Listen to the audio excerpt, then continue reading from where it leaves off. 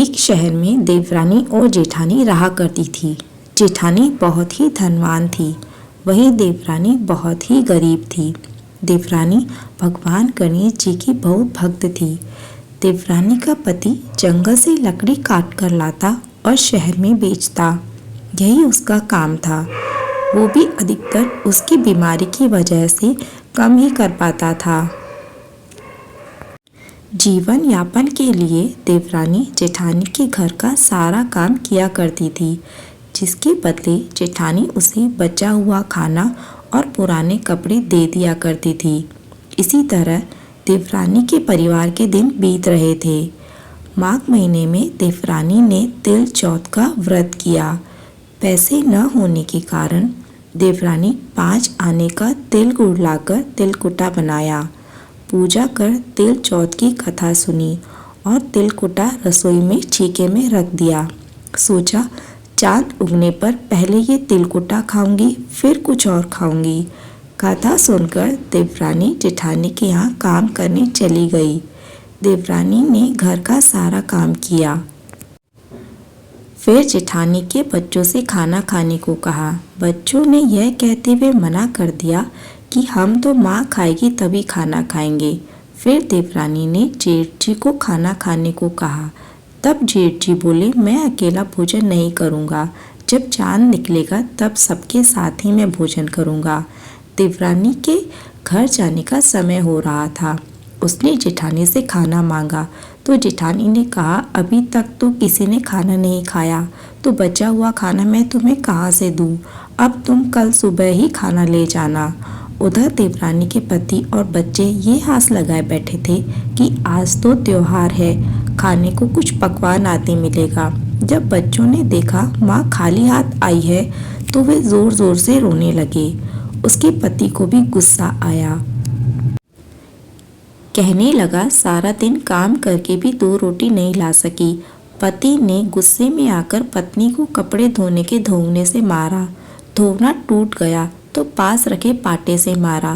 देवरानी बेचारी रोते रोते गणेश जी को याद करती हुई पानी पीकर सो गई। उस रात गणेश जी देवरानी के सपने में आए और कहने लगे, धोना मारी पाटा मारी, सो रही है या जाग रही है? वह बोली, कुछ सो रही हूँ, कुछ जाग रही हूँ। गणेश जी बोले, मुझे भूख लग रही है, कुछ खाने को दे दो। देवरानी बोली, क्या दूँ?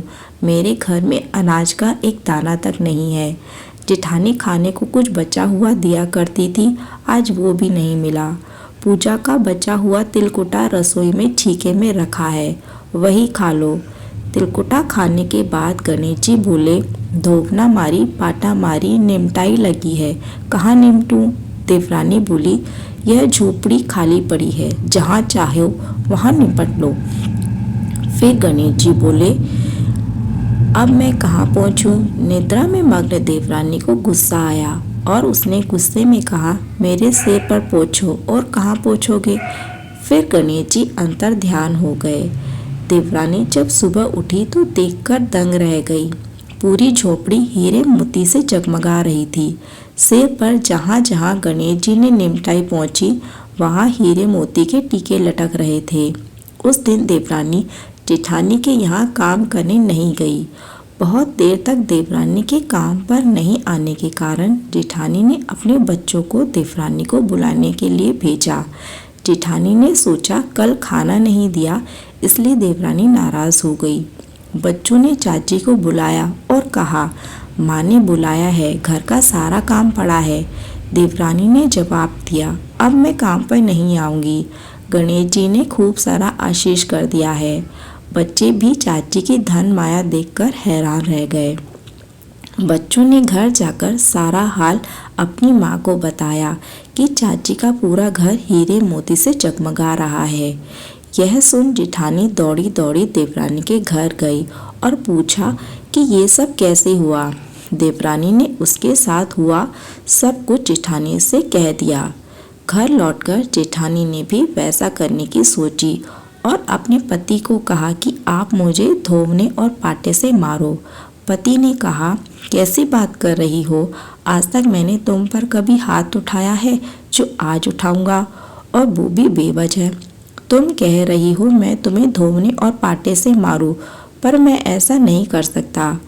पर वो नहीं मानी और जिद करने लगी। मजबूरन पति को उसे मारना पड़ा।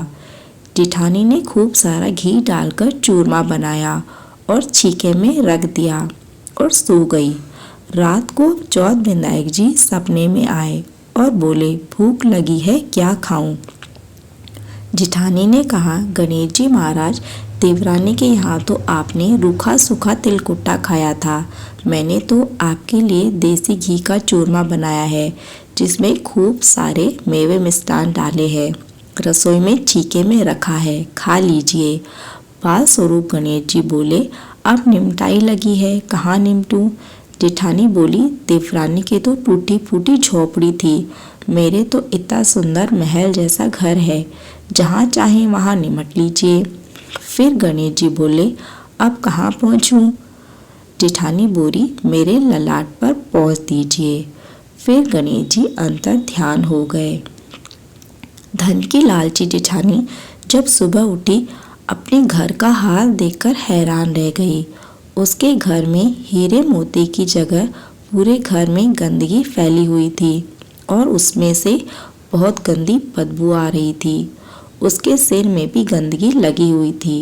जेठानी बोली, हे गणेश जी महाराज, ये आप क्या किया? देवरानी पर टूटे और मुझ पर रूठे। जेठानी जितनी उस गंदगी को साफ करती, गंदगी उतनी ही बढ़ती जाती। जेठानी के पति को जब इस बात का पता चला, तब वह अपनी पत्नी पर बहुत गुस्सा हुआ। कहने लगा, तेरे पास इतना धन होते हुए भी तेरा धन का लालच खत्म नहीं हुआ। परेशान जेठानी ने चौथ के गणेश जी से मदद करने की प्रार्थना की। गणेश जी ने कहा, तूने अपनी देवरानी से जलन और लालच के कारण जो किया, उसका यही फल है। अब तुझे अपने धन का आधा हिस्सा देवरानी को देना होगा, तभी ये गंदगी साफ होगी। जेठानी ने आधा धन देवरानी को दे दिया, लेकिन मोहरों का एक खड़ा चूल्हे के नीचे गाड़ दिया। सोचा किसी को पता नहीं चलेगा इस धन का।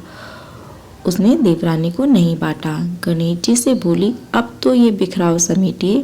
गणेश जी बोले, पहले चूल्हे के नीचे गड़ी हांडी के साथ ताक में रखी सुई के भी 2 भाग कर।